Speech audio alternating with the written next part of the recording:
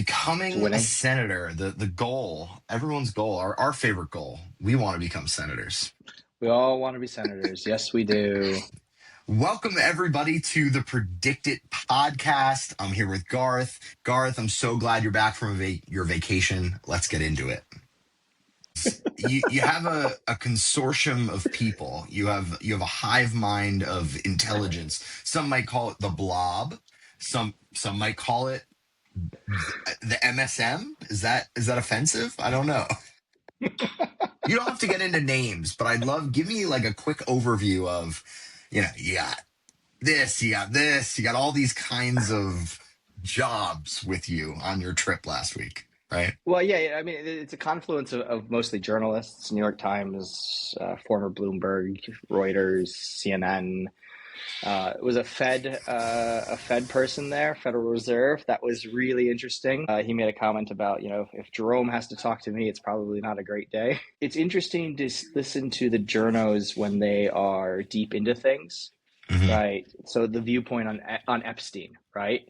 And, Sure. everybody who is a lay person, if you will, who's on the outside looking at the news that's been produced, that they've read through the files and so on and so forth. And they say, well, it doesn't add up. And then you talk to them and they're like, well, it's not that uncommon. There was also these other stories. There was a story about apparently an fake Iranian general that was brought up. It was a big Washington Post story a couple years back that broke, and it basically brought in all these people like Colonel Petraeus, and they were all really just capturing names, if you will. Yeah, Right? making it up. Making it up, but and then building up this story, and then surrounding themselves with all these other names, and then the DC people are just kind of like, it's kind of sucked into it. It's not necessarily direct contact, but side contact, and then you go for a dinner once, and next thing you know, your name is all over the place, right? And Right. so yeah, it was really kind of interesting to chat about just kind of the perspectives when you are on the inside, and the news that you filter through, and talking about season 2 of the Trump campaign. This is our new name, season 2. This is our We're new stealing season it 2. from your friends. I might have to season steal 2. that, because it's great, because it really is season 2. Season 1 is all about getting your feet underneath you, and all sorts of different things can happen, how you react World to building, you're characterizing people, you're figuring out who's the villain, who's the what the twist is going to be at the end of the season, right? Yep. And then season 2, you've got season 1 under your belt, so you're totally ready for most of the things, right? There are less surprises. Shows are going to peak in season 2, usually season 2, season 3, but somewhere in there. So do you think we're peaking? I think we're totally peaking. I mean, because they were absolutely blown away by what was happening in Iran, and just the political lack of concern for the political ramifications. I just look, they're journos, so they're obviously going to be more aware of what it looks like from the outside, and the two worlds have opposite viewpoints. Trump doesn't care. They haven't made their case. They continually shift around what the reasoning is, what the story is behind it. And honestly, we talked a little bit about it last week. We've kind of been tracking this week by week. He has not sunk further since last week. I think the approval on the actual operations, -3, it's kind of even. I mean, it's nothing crazy. And then Trump's approval is still, disapprove 19 points. So it's the same. It hasn't changed. And that's because I do think Trump's responsive to the markets. So we got the news this morning. They're allowing Iranian oil tankers through the Strait of Hormuz. So we're changing on the fly. And I'm also not so confident that he's actually going to send ground troops. But anything can change. I mean, anything can change. Having just done that trip to the Austrian Alps, I was, cleaning up the car this morning and checking out gas prices.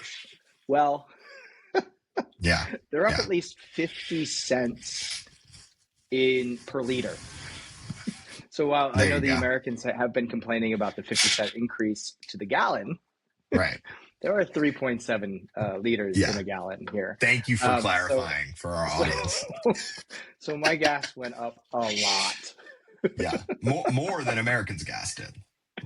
Yeah, yeah, Much yeah. more. So I Much think more. the Europeans are going to be feeling a little bit more sensitive to these price increases, at least currently, and it should be interesting to see how much gas does go up, and then how that trickles through to other things, other daily products that we use. Yeah, and that'll take You a know, little longer to it'll take a compound little there, right? longer. The reaction. Yeah. I will say, in terms of I was just in London last week, speaking to a lot of everyday folks in England, and I think it's very different when you talk about war in Europe, because Europe Yep. knows war. America does not know war. There's no one, there are veterans who shipped off somewhere to go fight a war somewhere, but we don't know war at home. And there are people living in England and anywhere in Europe that lived through an actual war, and I think there is a definite uneasiness that is not felt in America. Like we said, things No. are pretty No. steady at this point. I mean, look, people aren't happy about gas prices, but we're it's like talking about the price of eggs. It's like there Yeah. are Yeah. bigger fish to fry or chickens to fry, maybe, but Yep. I couldn't figure out a good strongman argument for how the Trump administration could basically turn this around. And just to give you some context, over the weekend, we had the Democrats to control the Senate after the 2026 election flipped. Right now, they're at 49 cents. It's 49.51, Dems and Republicans. It's a dead heat right now for the Senate. Huge turnaround, just considering the map. It's pretty surprising that we're here. Although, obviously, if you're tracking the news, it's not that surprising. I mean, Trump is again underwater 20 points, but and then Yeah. the Democrats are also at 83 cents to control the House after the 2026 election. I think that sounds about right. Again, that 85 marker is like a special marker reserved for those situations in which you're pretty sure it's going to happen, but there's Yep. some time left for things to change. And I think that's Yep. that 85-cent marker that I use. I don't know. I think of like Mamdani leading up to the general mayoral election. I'm trying to think of better recent examples of something that we know is going to happen, but you just want to build in some uncertainty. So that's where the Democrats take the House is. The point was, I asked on Twitter, I tried to engage with the people. I really wanted to find out what is the steel man argument for how the Trump administration turns this around and turns this into a story that actually has them holding the Senate and the House. So D Nelson 135 said, when Iran is taken down, it brings back a ton of global stability. Imagine a world where the straits are never held hostage again. A free Iran is of the kind of Iran from the 50s and the 60s, does a lot to stabilize the Middle East, ending the slaughter of tens of thousands of people in the streets. Iran, without nukes and, changing the situation with China. I think that was a pretty solid, coherent argument. The only problem I had with it is timing, right? We can't, timing is everything. That goes back to our first episode together, Garth. Timing Yep. is literally It everything. is. Is the Trump administration able to turn this around and tell that story by the time November rolls around? No. No. I mean, there is, as you can tell, and it was something we discussed all week last week with the guys, there is no coherent strategy. We are like a ping pong ball, bouncing back and forth on whatever might be this, might be that. I mean, there's a British guy in the group, and he was joking about like, wait, are we now friends? Well, let us send over a carrier group or some destroyers or whatever to help protect these ships. Wait, we're friends again?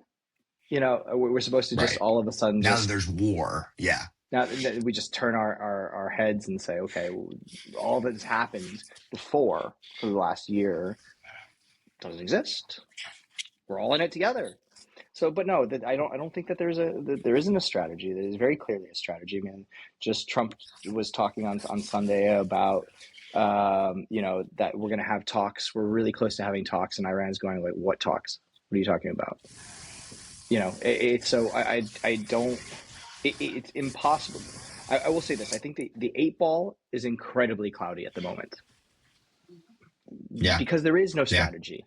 And Hmm. because there is no strategy, he can declare victory at any point in time. So, He already has, by the way. and he I already has. tweeted out that mission accomplished, Yeah, George W. Bush banner because it felt apropos, although it right. wasn't a whole hubbub. He just kind of said it. We Yeah, did he it. just kind of said it. We did it. So I don't see how they can sort this out, because I don't think there is a playbook where you sit there and say, okay, whether he's going to make a turn to the left, he's going to make a turn to the right, and at some point we're going to end up here in this midpoint of success. Hmm. I don't think it's not linear in that way. So Now, why don't we turn it around and just say we claim victory. We don't actually get a victory, but we decide to pull out. We decide to just kind of try to go back to the way things were, a month ago, a month or two ago. They have their current regime. The sun takes over. Everything kind of goes on as normal. Is there a way to pivot where the administration can say, look, we did what we did. We took out the leader. We tried as hard as we can. Things are back to normal. Gas prices are low again. Let's get back to dealing with things domestically. right, I could see a scenario where that works. We get another reconciliation bill. We get tax breaks for people. That's probably as legislative as it gets for this administration. One more big, beautiful bill, and yeah, that'll take us to November.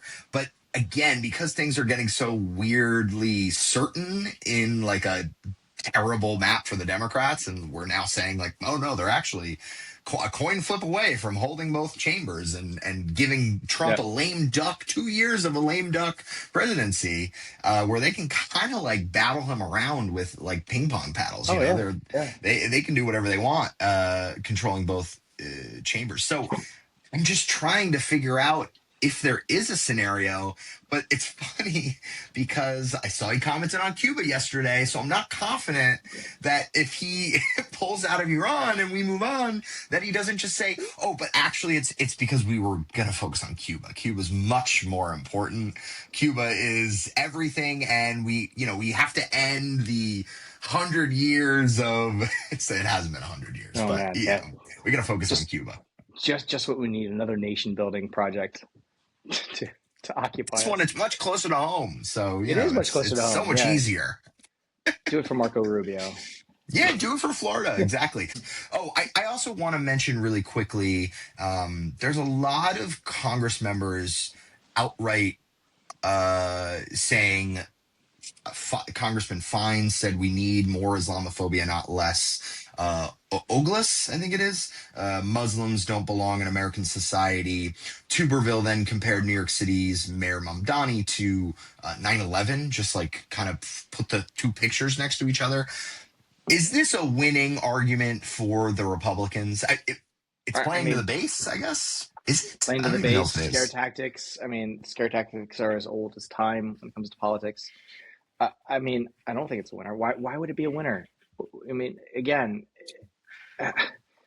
if the economy is going to crap and people are paying a lot of money for daily goods, they will not care about these types of things. So let's No. move quickly to an Ohio poll breakdown. I know we have Illinois, and that'll be our last segment, but I do want to discuss Ohio, which is probably the next big race following Illinois.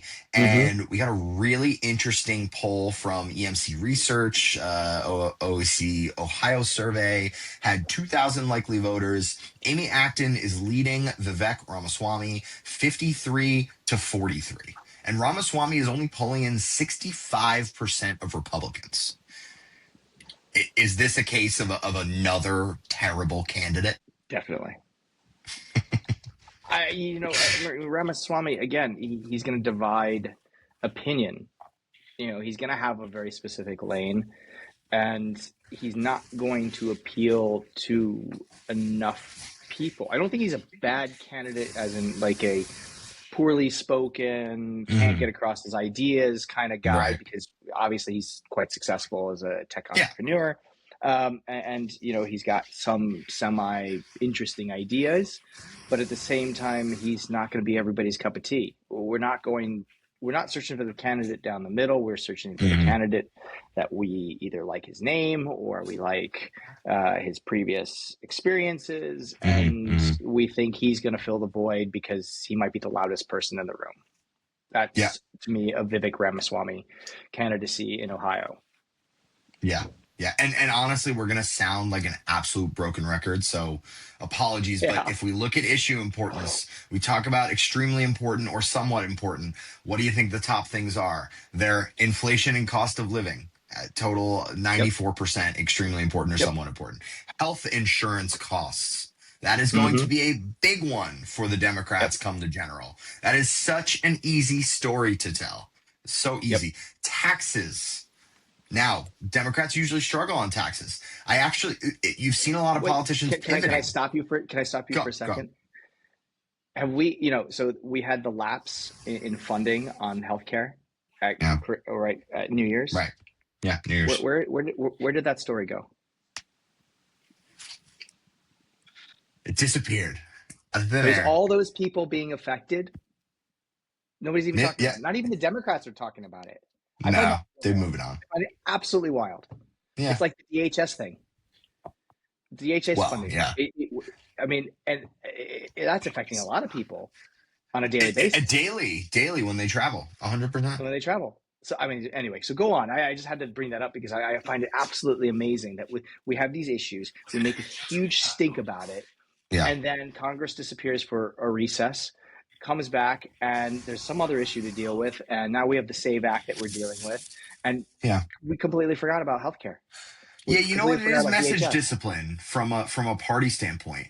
It's not staying on message. This Yeah. probably should have been the main driver of any government shutdown going forward, but they have to Yeah. stay on it. They can't just put the brakes on this issue and say, "Oh no, now we gotta, talk about ICE." And or it can be, "Okay, Yeah. let's talk about ICE because that's what's in the news, but let's come back to healthcare. Let's come Yeah. back to what Yeah. we started." And it doesn't Yeah. feel like they're doing that. Let's keep No. going. So taxes is number three issue importance. Yep. Again, I think we see a lot of Democrats making a new pitch. You see Cory Booker. They're now saying we want no taxes for people who make, say, it's $75,000 or lower yearly, or Okay. it's $100,000 yearly or lower. It's a very interesting tactic. And I think it's one of those that don't think too hard about it. They're like, think a little bit about it. Think about how you're not going to pay taxes, but don't think too hard because the practicalities of having an entire that's going to be 40% of the country, 50% of the country, Yeah. 60%. I mean, depending on where you build the lines, I mean, not paying nothing. any taxes. I It's a mean, very nothing. weird Nothing like scenario. giving away the house. I mean, it's kind of, you can drop this idea and then everyone go, oh look, free money. I mean, it's the buffet is free. Let's go. Let's have at it. And oh man. Yeah, yeah. And then Oh I'll just say the other most important issue in the Ohio poll was energy costs. And that was the one they highlighted. Energy yeah. costs. And that's what's Yep. clear. I mean, look, we've talked about ground troops. It seems like the most likely scenario, if there will be ground troops, is ground troops to take the island of Karag, I think it is. Pretty sure it's Oh, pronounced where the Carrig. oil where the That's where the oil oil. Yeah, that's yeah, where they're keeping processing everything. plant It's a is. small little island. I and by all accounts, by what I've read, it's not going to be easy to just kind of ground troops take it, move on. It's really close to the mainland. That Yeah. island. I don't think and he's kind of gotten off of that playbook a little bit, so he might not actually go ahead and do that. But that would be securing oil interests. It would be furthering the war. I would imagine, and this is terrible, but again, more lives will be lost in that battle. Potentially, yeah. So it's an interesting play. I mean, again, this is how the headlines crisscross. But so I just wanted to address Ohio because Ohio is a deep red state at this point. It is not the swing state of 2008. Just a little bit like Florida. Sherrod Brown was a long time, senator, and he got booted last, 2 years ago. You bring up those polling numbers. I mean, they're all pocketbook issues. Yep. And All the top ones. All the top four are pocketbook issues. The Republicans are losing on that idea, and we continue to be focused on everything that is happening outside of America. Yeah, I mean the SAVE Act too. We're not only focused on things that are outside of America, we're also focused on things that don't affect pocketbook issues domestically. Yeah. The SAVE Act does not help anybody's pocketbook at all. No. If anything, it's going to hurt the lower class who might be voting, but they're going to have to pay $160 for a passport. Regardless, look, the SAVE Act won't be passed. But you mentioned Sherrod Brown. He leads in this poll 51-47. Houston's only drawing 70% of Republicans, whereas Ramaswamy is drawing only 65% of Republicans.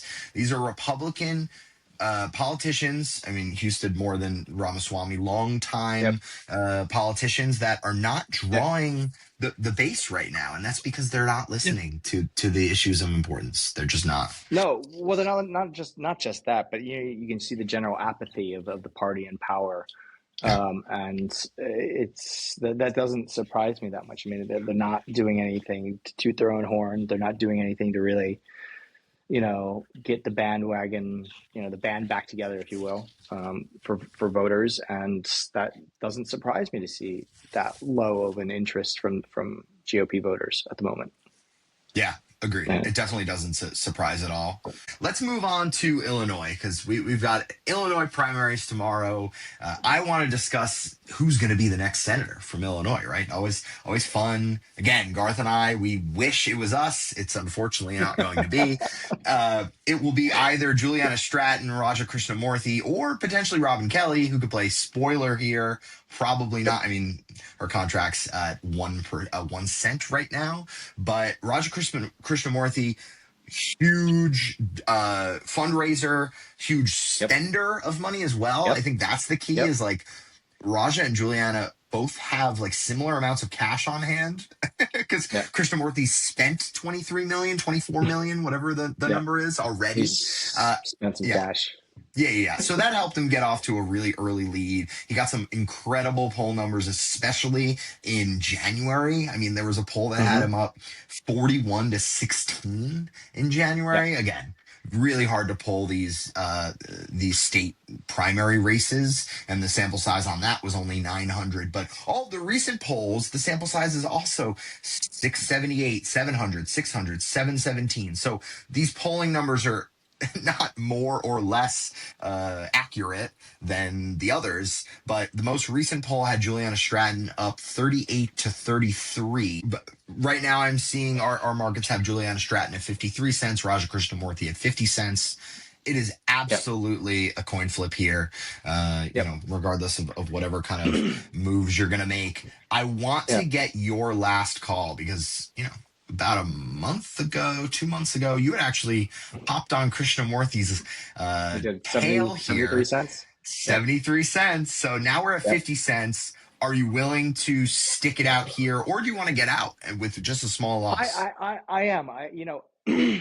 In doing some of the research for today's newsletter, the Stratton camp is making a lot out of this public policy poll. From the 9th to the 10th in March, that she was leading. It was 330 plus or minus, with Kelly at 11. And, it worries me if you are the lieutenant governor and you've got Pritzker's money behind you, and you've got Pritzker's, endorsement, and you've got... he's fully campaigning for her, and we'll get to his commercial in a second. And you're sitting there and touting a 3-point lead finally at the end of March. I mean, I think that sounds a little desperate to me. And I think Krishnamurthy's done a lot of the legwork, the early legwork, and he's obviously a congressman, and nobody knows who a lieutenant governor is. Let's be honest. And so he's done more for his state, if you will, than being Pritzker's running mate. Sure. So I think the name recognition goes takes it home. I think the spending that takes it home, it has all the hallmarks of what you're supposed to do to win a race. Mm-hmm. And I think the fact that Stratton's camp is pushing this one poll that is really kind of close, and then you add in the Kelly Congressional Black Caucus endorsement, the Clyburn, and splitting the black vote. I think that Krishnamurthy here takes it away, even if it looks so close. I mean, with that being said, there have been 9 lead changes in the market in the last 30 days, which traders are just as uncertain as anybody else. Which means traders are just as uncertain. I mean, you can obviously make the argument for Stratton to be successful here. Does the Illinois political machine come out and bring it home with the governor backing you? I mean, because it's not that often that the governor gets that involved, right? In one of these Senate races. More involved than anybody else. And actually, let's move to that involvement, because I do want to share an actual ad here. I thought it was really, really interesting. So I'm going to share this here, and we're going to watch it together, and then let's discuss right on. Okay. Illinois deserves a United States Senator who knows how to fight for us, who will never cower when the moment calls for courage. No one knows Juliana Stratton better. Over the last 7 years, she and J.B. Pritzker have strengthened gun safety, delivered paid time off, stood up to Trump and his MAGA donors, and held the line against ICE. And now, I'm proud to endorse Juliana Stratton for United States Senate. Illinois Pizza Pack is responsible for the content of... So my takeaway from that is J.B. Pritzker is endorsing J.B. Pritzker as lieutenant governor. Go out and vote for J.B. Pritzker. I mean, Juliana Stratton. That's my takeaway from that. Exactly. Spot on. No notes, I would say. No notes. Yeah, I mean, could you make it more about J.B. Pritzker than that? That is pretty incredible. And then I think he's paying for it, so it's fair. He is paying for it. But, like, the voters get to the ballot and they go, oh, wait, let me fill in that name. Oh, where's J.B.? Yeah, right. He's in that race, and he's not running against anybody. I don't know what to do now. Yeah. Or Illinois voters. I mean, what are they going to do when they don't see his name? So there was a notice story out that this is going to be a test for J.B. Pritzker's run in 2028, which I completely agree. And J.B. Pritzker, he's at 4 cents. He's not one of those 1 centers in the 2028 Democratic presidential nomination. So, look, I mean, it's tough because he's only at 4 cents. So the no is at 96 cents. But if you think Juliana Stratton's not going to pull out, 96 cents on no for J.B. Pritzker. It's not a crazy play. And look, if you think the reverse, go ahead and buy J.B. Pritzker at 4 cents.